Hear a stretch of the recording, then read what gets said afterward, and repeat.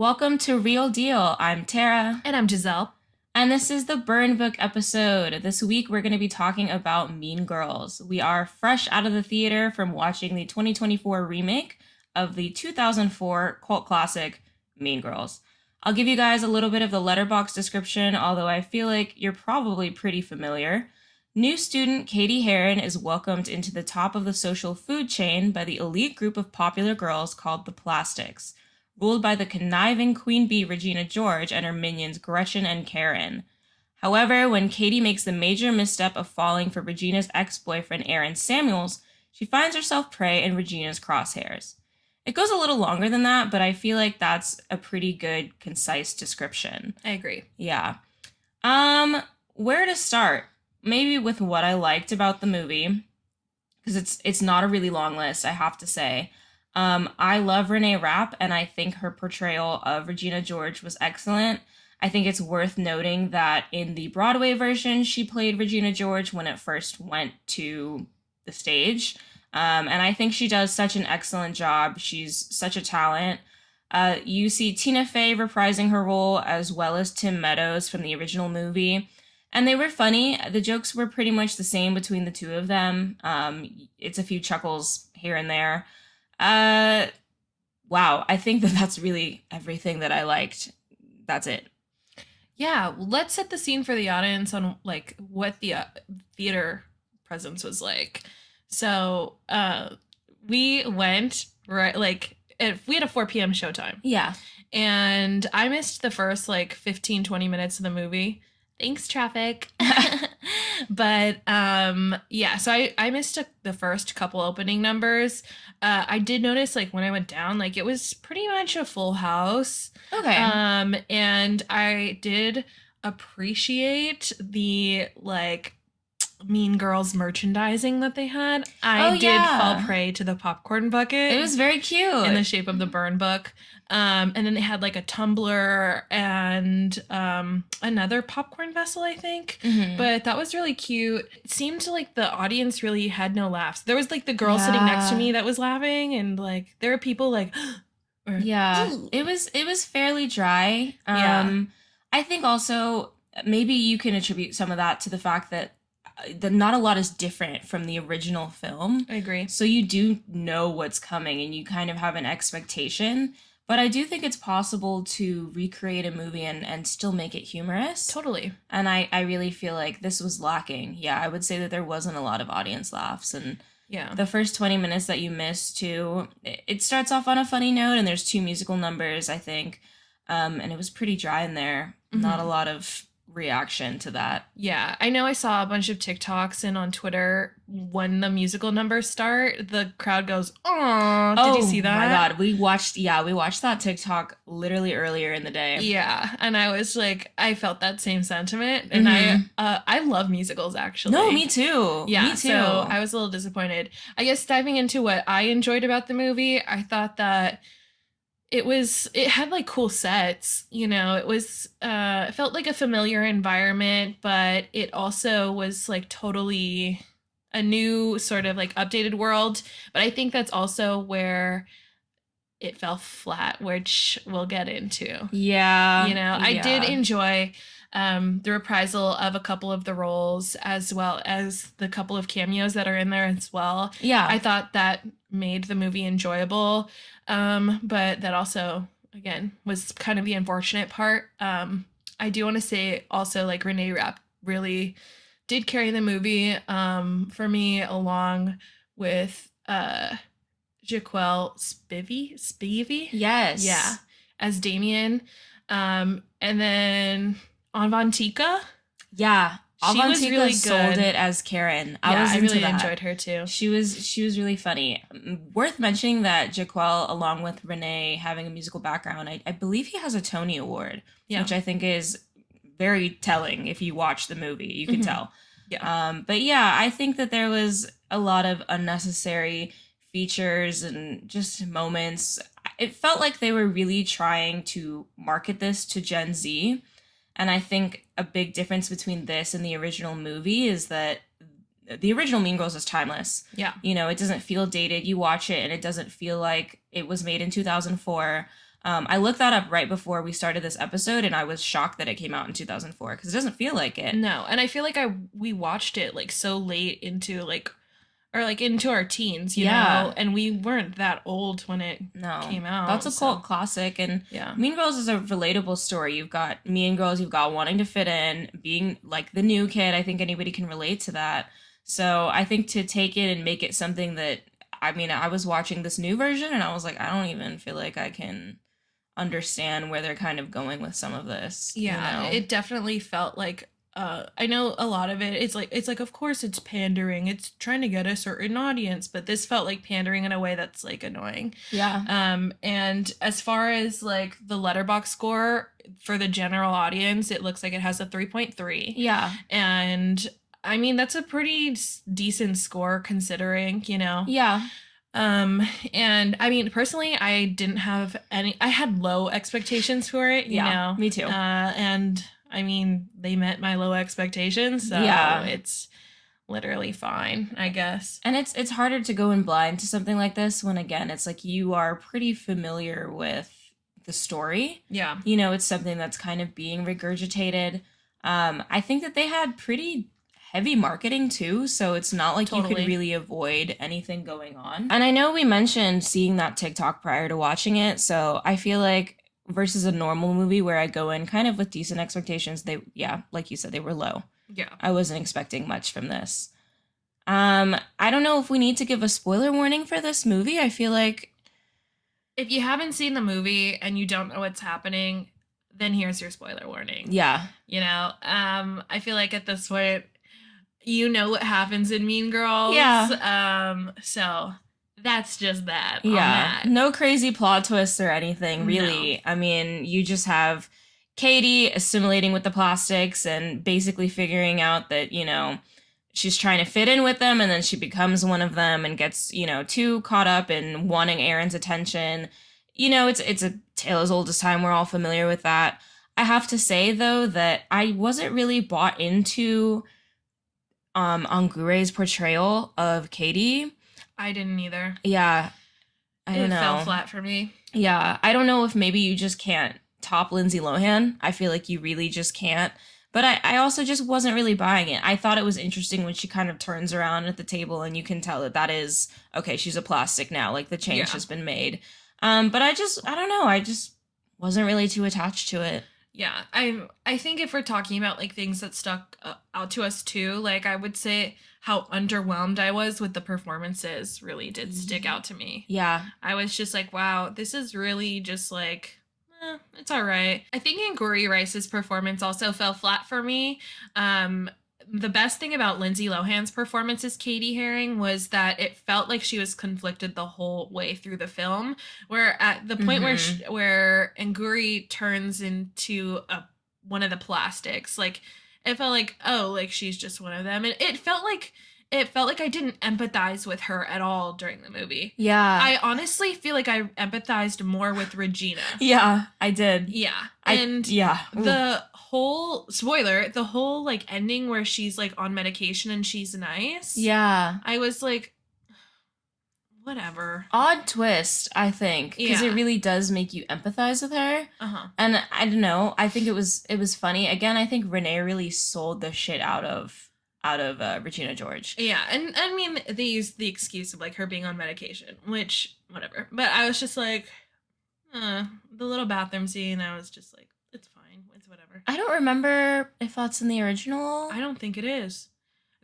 I will say this isn't like through and through a remake of the original. And I feel like if you're a diehard like Mean Girls fan, that's probably gonna turn you off. You know, at least it did for me. I can't remember if that scene exists, but I don't know. I wasn't really bought into it. I know we said earlier that Avantika playing Karen was really interesting. I did really like that. She sold that to me almost better than Amanda Seyfried in the original. I really liked it. Something else that stuck out to me that is a criticism is I'm really not a fan of movies and TV shows where we have to emphasize the usage of social media, especially TikTok, to the point where like the screen is just a TikTok. It's just vertical and it's just like someone's phone. I just can't. can't get into it. Right. And there was so much of that this time. Yeah, and I feel like to me that also is what dates it. And I know Yeah. we touched on a little bit like the movie being dated and how the older version of Mean Girls does not feel dated that much. You know, obviously it is through the costumes and like maybe through the slang a little bit, but like primarily like I feel like that's still kind of how people dress, you know, and like the way that they act and the way that they talk, it doesn't feel like pandery to a certain demographic in a certain way. Yeah. I don't know. It's just with the like super bright patterns and then the phone usage and then the slang. It felt like almost an SNL skit. Yeah, it was giving Shein a little bit. It was giving Shein. It was giving Temu. Yeah. Like it was giving 2020, 2021 fashion. It was giving pandemic fashion when everyone was stuck in the house and ordering clothes and you couldn't go anywhere. Yeah. It looks exactly like that. And I know when they gave sneak peeks of Mean Girls, that was one of the biggest criticisms on Twitter is people were like, oh, these are really like the outfits, like the plastics are supposed to be fashionable. And yeah, timeless. I mean, they are teenage girls, but I think that the outfits from the original 2004 film are still relevant. And with these, I just was like, oh, okay. Yeah, I was like, not sure about really that. What we're going with, especially Regina. I feel like at least like, Regina her character was so like fashion forward and like stood out from everyone else. Yeah, it felt like she wasn't dressing different from everyone. No, you know, she could blend in. She could have blended in. Yeah, and I feel like the comparison that I have in my head is like this is if you took like elements of Euphoria and like mixed it with Mean Girls and then gave it to somebody and was like, make a musical out of this material. Yeah. That's what they would come up with. Yeah. I think Rachel McAdams, when she plays Regina in the original, has such a focus on basics, fashionable basics in her closet. I mean, not to totally deviate and just talk about fashion, but I think that that's what really brings you into a movie is details like that. I agree. And I feel like Regina's are so pointed. They're so on trend that this thing that she's wearing is probably would have been popular in 2021 and not now. Yeah. You know, and I think it's the same with all of the influencers that they stuck in the movie in TikToks and just having little sound bites. I love Megan Thee Stallion. Love Megan Thee Stallion down. I did laugh when she showed up on screen. Do I feel like it was necessary? Not at all. You have Chris Olsen. You have the Merrill twins. I mean, it just was like, what? You don't need these influencers in here at all. You know? I agree. And I mean, I get that they want people to come and watch it and be like, oh yeah, my favorite influencer is in this. Or Meg Thee Stallion is in it. Yeah. And they're like, oh, what is she going to do? And it's like, she makes like a 3-second cameo. Little soundbite. Yeah. Yeah. And that was kind of disappointing too. I wish they would have like maybe incorporated her in more. Yeah, give her something to do at least. Because she posted a video and she was on set. Yeah. So I was like, oh, you know. But the soundbite she could have done from her house. Like, they didn't need to. Yeah, they could have done that from her kitchen and I wouldn't have known the difference. We love you, Megan. We love you, and Megan. We love you so much that we wish you were in the movie. Yeah. I wish that they had given you more to do. I think even if you look at what She-Hulk, that she was in that, and they actually gave her stuff to do. Yeah. Give her a line at least, you know? Right. It just feels like a waste. I'm wondering how expensive that was, you know, just for it to be like 5 seconds. Yeah. So, I don't know. Just some stuff I didn't like. It made it feel really dated. I feel like that's our main complaint, you know? Mm-hmm. It definitely, people are going to watch it in 20 years and be like, that was 2024. That's a 2024 version, you know, or like the movie clearly takes place in 2020, 2021. Yeah. Like we can watch it now and be like, oh, you guys were writing this at least a year and a half ago. Yeah, definitely. Because it doesn't feel relevant now. The outfits don't feel relevant now. I don't know. I feel like it also did that thing where it like handholds the audience. Yeah, a little bit of that. And especially at the end, you know, like, don't be mean and mind your business. Yeah. I was like, oh, what? I was like, is that necessary? Name of the movie is Mean Girls, and at best they were like a little rude. Yeah. I wasn't getting mean. In the original, like, Regina is mean, and that holds up. Yeah. You know, but in here, I mean, it just didn't. I feel like she's even racist in the first one. Like, she's like all kinds of offensive, and this was just like, they were a little rude. I don't know, like a little bit, maybe. Right. And I think like we were just talking about it too before the recording, but it was like I was saying that it felt like really sped up. Yeah. And I feel like part of why she wasn't like able to be like as mean maybe is because of the time constraint. Yeah. And it felt like they were really trying to like push the songs into the movies. And I feel like they were a little too long. Yeah. Yeah. I think looking at the Halloween party scene where Avantika or Karen is literally like dance break, I was like, oh, okay, we're doing that. It feels like an iCarly skit. Like, I'm not sure if we really need that. It's giving flash mob. Like, I'm not sure how necessary that was.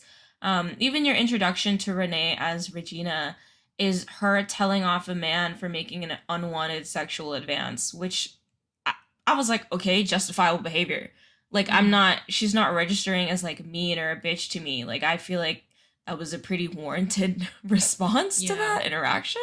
Totally. And I think the revenge party montage also too long, unnecessary. Oh yeah. Like I get the part it kind of like rolled it was the transition into the end of the movie. Yeah. But I feel like it could have just been something completely different or just been shortened and I would have enjoyed it the same amount. Yeah, I think in the original you've got the scene where they've got like the big drawing board and they've got a whole plan sketched out and it doesn't take up that much time. No. You know, I think it comes with a montage of Lohan kind of implementing each of the plans.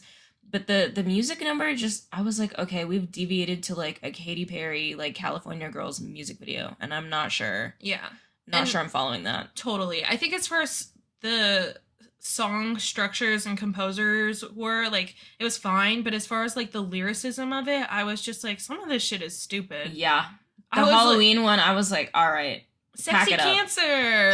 Pack it up. I was like, okay, like I don't know. Sexy can be anything. Here's sexy corn. I was like, there's no, you guys need to get me in the studio. Yeah. I will write for you. Lay down the track. Like, yeah, because it's what is happening. Yeah, it was so goofy. Yeah, I didn't like it. Kind of cringy. And I will say, at the end of the movie, there are less dance numbers and sing-songy stuff. Yeah, thankfully. Which is, I feel like after the scene where they find the burn book, everything is like decent. Yeah. Because that follows more of the movie. Which brings me to my main point. The things that I like about the movie are just the original movie. And the whole time I was thinking like, man, I wish I would have done this. And then in my head, I'm thinking, they did do that, Jazelle, in the original. Yeah. I don't know. I enjoyed watching Renee sing World Burn. You know, she owned that. Probably because she sang it on Broadway. Makes sense to me. But yeah, I think everything I liked was just Renee rap and original moments. You know, even some of the jokes just didn't land for me. I don't know. What did you give it on Letterboxd? What was your overall score? On Letterboxd, I gave it a 2.5. I walked out of the movie theater and I was like 3. But then I was thinking like, okay, what else did I give a 3? Yeah. You know, like I gave Napoleon a 3, I'm pretty sure. Oh. 3.5, I think I gave it. Or maybe something like that. Mm-hmm. And then I gave Saltburn a 3 for sure. Okay. And I was like, okay, did not like Saltburn, but I did enjoy it more than I enjoyed Mean Girls. There's more to appreciate, I think, about Saltburn. And we will have an episode on that, so don't even worry. Yeah, if you haven't listened to the Saltburn episode, go check that out. Listen to the Saltburn episode. Yeah. And I for that reason alone, that being my marker of like what is good and bad is for a 3. This got a 2.5 from me. Yep, I gave it a solid 2.5 as well. Yeah, just didn't love it. So yeah, I don't know. They missed the mark, but I look forward to seeing Renee in more on-screen roles.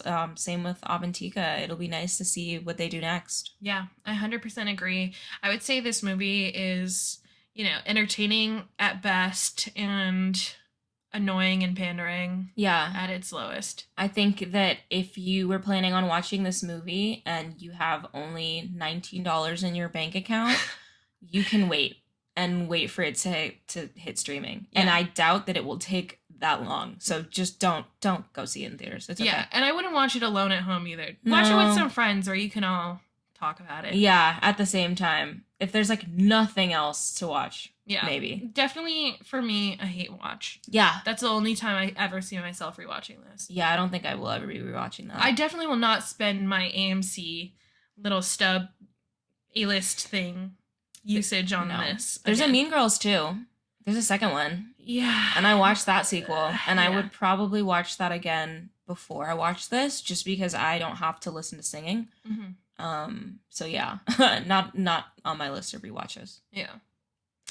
Well, thank you so much for listening in, and we hope you have a fantastic night or day. Join us on our next episodes, and thanks so much for listening. Thank you. Bye. Bye.